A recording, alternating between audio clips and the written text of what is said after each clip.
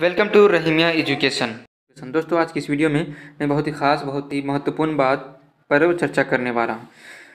वो महत्वपूर्ण बात यह है कि यूपीएससी का प्रीलिम्स का जो पैटर्न है वो किस प्रकार का होता है। ठीक है, उनके लिए बहुत इंपॉर्टेंट हो जाता है जो फर्स्ट टाइम में प्रीलिम्स का एग्जामिनेशन देने वाले हैं, ठीक है, या फिर देने की सोच रहे हैं। ठीक है, तो उनके लिए बहुत इंपॉर्टेंट हो जाता है कि प्रीलिम्स को कैसे आखिर पास की जाए, क्योंकि प्रीलिम्स ही फर्स्ट स्टेज होता है यूपीएससी का।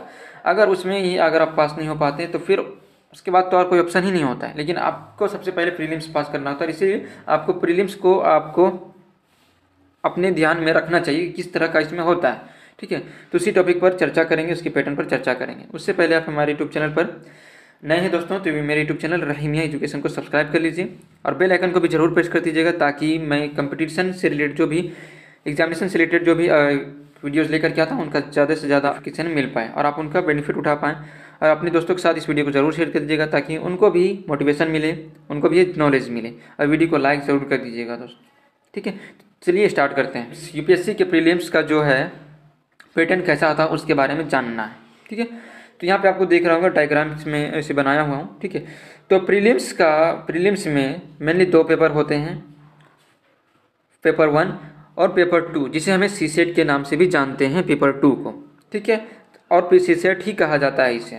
ठीक है, तो इसमें हम बात करते हैं कि पेपर 1 के बारे में। पेपर 1 में 100 क्वेश्चन होते हैं और 200 मार्क्स के लिए होते हैं, जैसा कि आपको यहाँ पर दिख भी रहा है।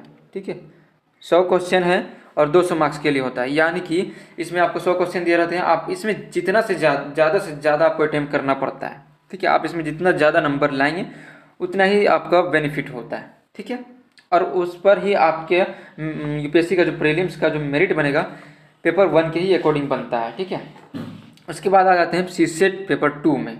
ठीक है, सीसेट पेपर 2 में क्या है कि इसमें 80 क्वेश्चन दिए रहते हैं और ये 200 मार्क्स के होते हैं। ठीक है, यानी कि प्रत्येक क्वेश्चन जो है वो 2.5 नंबर के होते हैं दोस्तों। ठीक है, 2.5 नंबर के होते हैं और ये पेपर फर्स्ट की तरह इसमें ज़्यादा से ज़्यादा नंबर अटेम्प्ट करने की ज़रूरत नहीं होती। इसमें हमें मात्र 33%, ठीक है, 33% ही हमें इसमें क्वालिफाई करना होता है। यानी कि 80 क्वेश्चन अगर दिए हुए हैं तो 80 में आपको यही 25, 26, 27 यानी कि 30 के अंदर तक ही अगर क्वेश्चन को सोल्व कर लेते हैं, अगर आपको वो करेक्ट हो जाता है। ठीक है, यानी कि 25 से 30 में ही अगर आपका करेक्ट हो जाता है क्वेश्चन तो आपका काफ़ी चांसेस हो जाता है। ठीक है, लेकिन अगर नेगेटिव मार्किंग गया तो उसमें भी आपका फिर कमी आ सकता है। ठीक है, लेकिन आपको ये कोशिश करना है कि 33% जितना क्वेश्चन होता है, लगभग 26-27 क्वेश्चन होते हैं, आपको करेक्ट उतना मार के आना। अगर आपने ज़्यादा मार्क दिया है, ठीक है, तो आपको उसके बदले में फिर रिकवरी करके फिर नेक्स्ट क्वेश्चन को सही करना पड़ेगा। ठीक है, लेकिन यहाँ पर कोई पॉइंट ही नहीं बनता है कि आपको ज़्यादा से ज़्यादा क्वेश्चन बनाना है। ठीक है, आप सिलेक्टेड क्वेश्चन यानी कि 33%, 26-27 क्वेश्चन आप उसमें लीजिए। ठीक है, 28 क्वेश्चन ले लीजिए आप उसमें, कि हमको इतना ही 28 क्वेश्चन बनाना है। अब उसमें सिलेक्टेड क्वेश्चन को देख लीजिए किसको आपको बनाना है, क्योंकि फर्स्ट टाइम में देखिए एक स्ट्रेटेजी ये भी बताता हूँ कि फर्स्ट टाइम में कोई भी एग्जाम हो, आप फर्स्ट टाइम में जब आते हैं तो 5 मिनट जो है फर्स्ट टाइम पूरे क्वेश्चन को देख लीजिए, उसके बाद ही आप उस क्वेश्चन को सॉल्व करना स्टार्ट कर दिएगा दोस्तों। ठीक है, तो ये हो उसमें, तो इसमें भी आपको इसी तरह से करना है। और 33% यानी कि 27-28 क्वेश्चन जो हैं आपको जो सही लगे उसी को आपको जो जिसमें कॉन्फिडेंस है कि हाँ ये मेरा सही हो जाएगा बनाने से, तो उसे ही आपको बनाने की कोशिश करना है। ठीक है, उसके अलावा नहीं करना है, क्योंकि इसका उसमें ज़्यादा मार्क्स लाने से कोई फ़ायदा नहीं। ज़्यादा मार्क्स लाने का प्रयास करना है, आपको कोशिश करना है पेपर 1 में, क्योंकि यही आपका प्रीलिम्स का मेरिट लिस्ट बनाने में आपको मदद करेगा।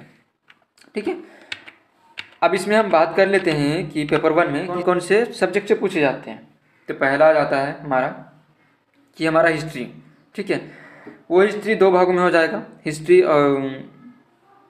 हमारा भारतीय इतिहास और फिर विश्व इतिहास के बारे में आपको जानना होगा। उसके बाद आर्ट एंड कल्चर। ठीक है, आर्ट एंड जो कल्चर है उसके बारे में आपको जानना पड़ेगा, उससे क्वेश्चन रहेगा आपको। ठीक है, उसके बाद जो अंतर्राष्ट्रीय और हमारे राष्ट्र के अंदर जो भी एक दूसरे राज्य से कैसे उसका रिलेशन है।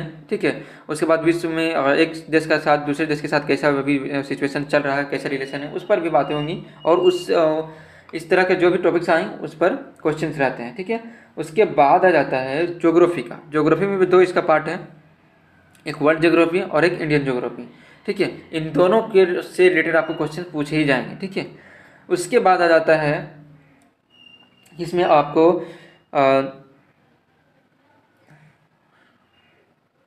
इकोनॉमिक्स से क्वेश्चन पूछे जाएंगे, ठीक है। इकोनॉमिक्स जो क्वेश्चन पूछे जाएंगे तो वो भी आपको ग्लोबली पूछे जाएंगे और भारतीय इकोनॉमिक्स पर भी पूछे जाएंगे, ठीक है।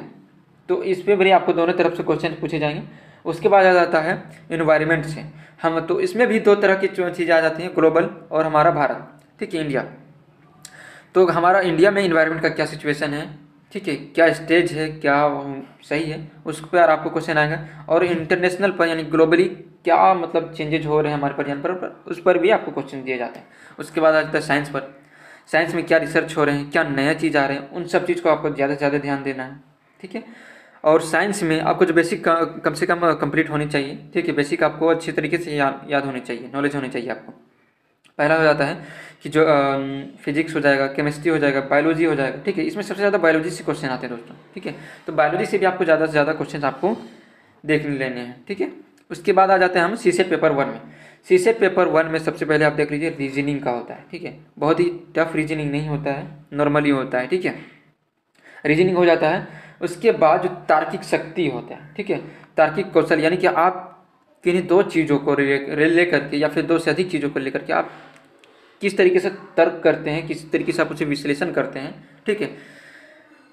तो वो हो जाता है आपका तार्किक कौशल। उसके बाद है कि व्यक्तित्व का जो कौशल है उस पर भी आपको उसमें क्वेश्चन दिए रहते हैं, ठीक है। एक पैराग्राफ दिया रहता है, पैराग्राफ के अनुकूल आपको उसमें क्वेश्चन दिए रहते हैं, उससे आपको सही क्वेश्चन लगाने होते हैं, ठीक है। उसके बाद आ जाता है डेटा इंटरप्रिटेशन। मैथ का कुछ क्वेश्चन है, मैथ में डेटा इंटरप्रिटेशन का आ जाता है।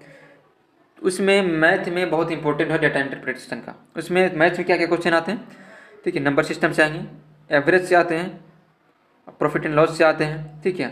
उसके बाद टाइम डिस्टेंस एंड वर्क से आ जाते हैं, ठीक है। उसके बाद डेटा इंटरप्रिटेशन से बता ही दिया, ठीक है। तो इन्हीं सब रिलेटेड से क्वेश्चंस आपको आते हैं। और यह चीज़ पार्टनरशिप से भी क्वेश्चन आते हैं, यानी कि साझेदारी का जो चैप्टर है उससे भी आपका मार्क्स आता है दोस्तों, ठीक है, सीसेट पेपर 2 में, ठीक है। और मैं एक चीज़ बता दूं कि प्रीलिम्स का जो है यूपीएससी का जो स्टेप है वो 4 स्टेप है, जैसे कि मैंने फर्स्ट में बताया था 4 स्टेप्स हैं। 4 स्टेप्स में 3 एग्जामिनेशन के तौर पर होते हैं, ठीक है।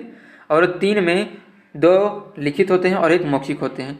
प्रीलिम्स और मेंस जो है लिखित होंगे और मेंस लिखित होंगे। उसके बाद इंटरव्यू जो है, इंटरव्यू मौखिक होता है आपका, ठीक है।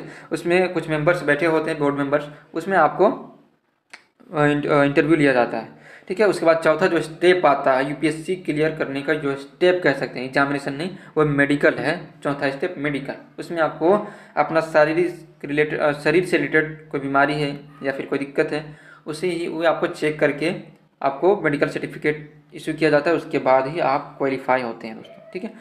तो दोस्तों ये वीडियो प्रीलिम्स का पैटर्न के पर था। इस वीडियो को अपने दोस्तों के साथ जरूर शेयर कर दीजिएगा, वीडियो को लाइक और शेयर जरूर कर दीजिएगा। Thank you.